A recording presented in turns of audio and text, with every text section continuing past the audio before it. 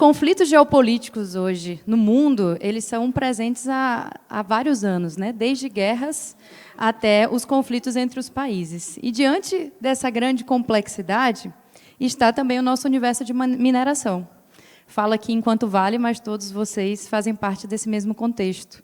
Hoje, 70% basicamente do minério de ferro da Vale, ele vai para a Ásia. Ele atravessa o planeta e está exposto a toda essa complexidade geopolítica que a gente vive, né? Como que isso se traduz na prática e no nosso dia a dia? Através da volatilidade do preço do minério.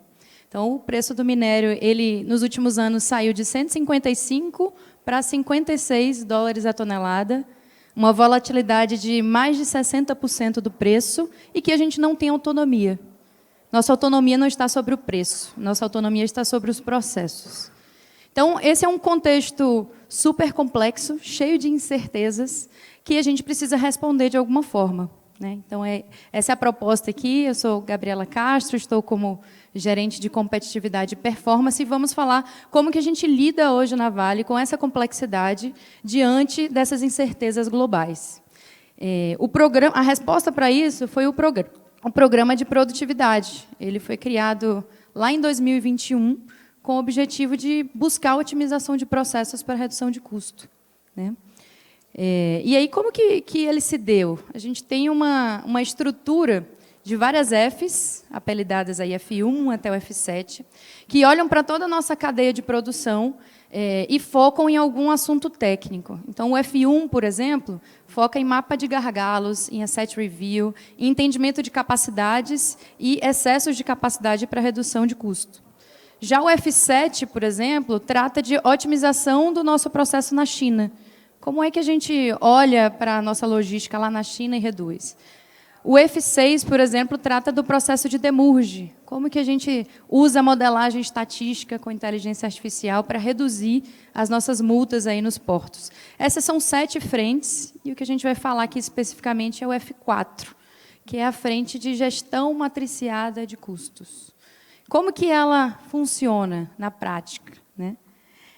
Na prática, a gente tem 36 squads compostos por assuntos técnicos. Então, eu tenho um squad que estuda materiais de mina, então, componentes lá, motores, FPS de escavadeira, suspensões. Eu tenho squads de insumos, eu tenho squads de serviços, 36 assuntos técnicos. E esses assuntos técnicos são tratados por uma equipe compostas aí por manutenção, operação, engenharia, suprimentos, FP&A, numa estrutura transversal e funcional. Ou seja, não existe um departamento de produtividade, né? Não existe uma área com toda essa estrutura para pensar em como ser otimizado. Isso é feito através de líderes, de pessoas, de técnicos e engenheiros das próprias operações. Aqui na plateia, inclusive, tem um membro ali, um líder de um squad, que trata dessas iniciativas. Então, essa é uma estrutura matriciada, onde a gente coloca no centro o estudo técnico, por exemplo, materiais de mina, e ele olha sobre esse assunto para a Vale como um todo, de forma global, né? Da mesma forma, a gente entende que cada operação ela precisa ser um ótimo local. Ela vai, sim, ter que replicar iniciativas técnicas que são globais, mas, dentro do universo dela, ela precisa ser o seu ótimo local. Então, ela opera ali, dentro da sua diretoria, como um ótimo local. Vejam que é uma matriz, né, uma rede aí de stakeholders. De um lado, os squads olhando os assuntos técnicos globalmente, por outro lado, os ótimos locais olhando a sua diretoria para ser o melhor na região. Isso é uma estrutura, como eu falei, funcional e transversal, que rodou muito bem, e roda até hoje, em 21 e 22, e até 22, a gente tinha aí mais de 1.000 iniciativas e cerca de 1,7 bi de reais capturados. Iniciativas muito semelhantes a todas que a gente viu aqui hoje, né? E essa é uma estrutura de portfólio de gerenciamento de tudo isso. Pois bem, em 2022, a gente já vinha nessa trajetória aí, digamos, de sucesso. Só que a gente costuma falar que o mato alto já foi, né? As oportunidades mais superficiais, elas foram rapidamente capturadas. E chega num momento em que a gente vai precisar ganhar profundidade técnica. E é sobre isso o tema aqui da nossa palestra de hoje.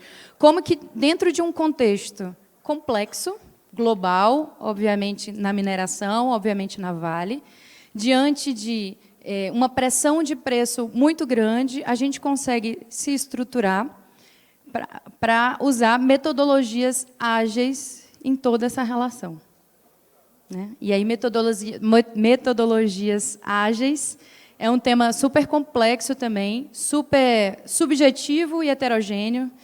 Temos aí o manifesto dos anos 90, o manifesto ágil, e tem diversas óticas sobre a metodologia ágeis. Né? O que a gente trouxe para o nosso programa aqui é uma visão de agilidade focada em assertividade.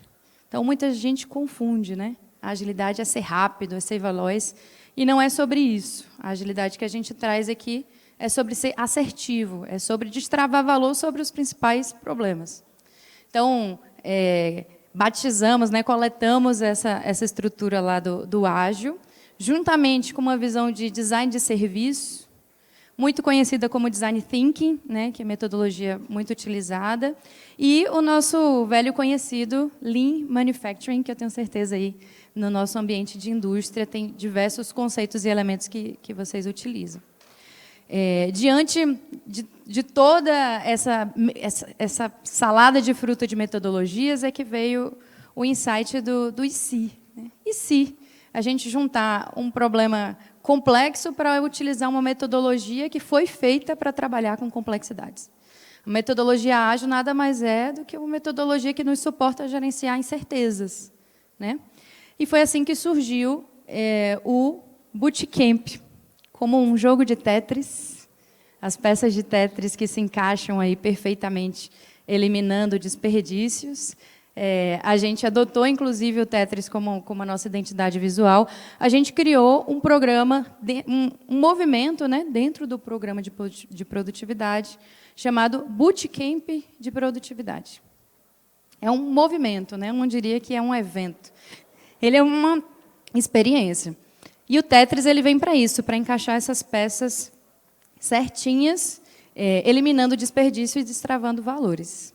No ano de 23, a gente rodou cerca de 11 ciclos, e eu vou já explicar quais são esses ciclos, com a junção de todos os squads, todos os ótimos locais, em cada operação, né, foram 11 rodadas, com engenharia, suprimentos, área de suporte, alguns deles fornecedores, dentro de cada operação para entender o que a gente pode ser melhor sobre a perspectiva de produtividade usando as metodologias ágeis. Bem, essa aqui é a brincadeira, esse aqui é o nosso jogo. Né? O Bootcamp ele ficou muito conhecido pelo período da imersão, que é a etapa 2 ali, mas ele é formado por 4 etapas. A gente tem uma primeira etapa de pré-imersão, é uma reunião que a gente apelidou de esquenta, onde a gente seleciona as principais iniciativas que destravam valor naquela operação, e ali a gente começa a endereçar os POs o início do Bootcamp. A partir daquele momento, ele precisa prospectar informações, base de dados, entrevistas, até chegar no momento da imersão, que aí ficam todos 2 dias dentro da operação, separados, obviamente, em squads, para prospectar iniciativas disruptivas para destravar valor. Então, alguns exemplos aqui de iniciativas que a gente tratou lá no Bootcamp. Né? Dentro da Vale, a gente tem diversas oficinas de reformas de componentes. Tem uma em Carajás, tem uma em Canaã, tem uma no Tubarão, e cada uma fazia a reforma dos seus próprios componentes. Uma das iniciativas que a gente traçou é por que a gente não especializa cada oficina num determinado nicho técnico e a gente olha para esse assunto de uma forma transversal, economizando aí com inteligência, integridade de inteligência, mas também economizando com reformas de equipamento. Muitos a gente mandava para os terceiros e aí a gente acabou internalizando mais. Outras iniciativas, como a utilização de inteligência artificial na tomada de decisão de processamentos, iniciativas como insumos, otimização dos insumos de mina.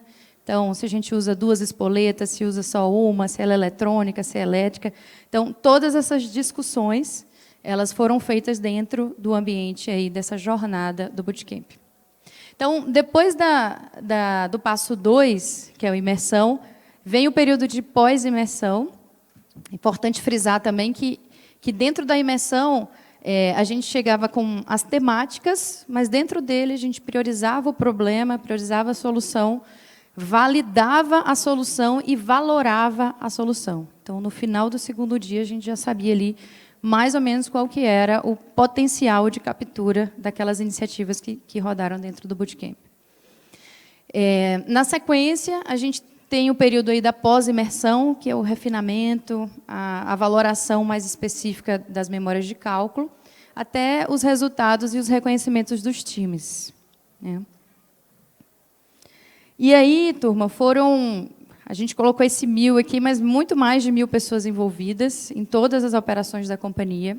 Foram mais de 300 iniciativas geradas no bootcamp ou potencializadas no bootcamp, com um network, né, um net score de 78, que é uma avaliação dentro da zona de excelência, e uma captura de 6%, que dentro da grandeza da Vale é uma grandeza cerca de 800 milhões de reais. Então, todo esse movimento trouxe um portfólio de iniciativas com full potential de destravar 800 milhões de reais. Então, para ver a grandeza aí do resultado. Além disso, né, além de falar dos números, um grande processo de repensar o nosso negócio, de desenvolver as pessoas, de trazer capacitação para o centro e para fazer uma construção de uma companhia otimizada bottom-up. Muitas vezes as discussões de orçamento elas são muito top-down. Quando a gente envolve a turma da base, tem muita prospecção e muita ideia disruptiva que destrava valor. Além das conexões, e isso serviu de base orçamentária para o ano seguinte, para o ano de 24, que é esse ano que a gente está agora, né? Nesse ano, a gente não terminou os bootcamps, a gente continuou. Entretanto, a gente trouxe uma visão diferente, né? Ao invés de buscar iniciativas novas, esse ano a gente tem feito uma aceleração para aprofundar nas iniciativas mais poderosas. E aí, por fim, o recado que eu queria dar aqui é que quando a gente tem uma estratégia bem definida, aliada ao melhor método, né? E aí não tem o melhor método para o contexto, não tem método melhor do que o outro, mas dentro de um contexto, aquele melhor método, e colaboração, a gente muda a cultura de uma companhia. E aí, por falar em colaboração, eu queria também agradecer a parceria da Fento, que é uma empresa de design de serviço que fez toda essa construção junto com a gente. O NG, que está aqui, é parceiro nosso. E foi uma contribuição de desenvolvimento mútuo, né? A gente, enquanto Vale, aprendeu a ser ágil e também eles, enquanto agência startup, ensinaram para a gente desse modo. Então, o objetivo final é fazer com que todo esse movimento seja um símbolo importante, mas que, no fundo, a gente traga esse tema de gestão matriciada de custos para dentro da nossa cultura, né? O objetivo é que a gente mude a nossa cultura para não precisar mais de tantos símbolos e que isso esteja dentro da nossa rotina. Tá bom? Muito obrigada.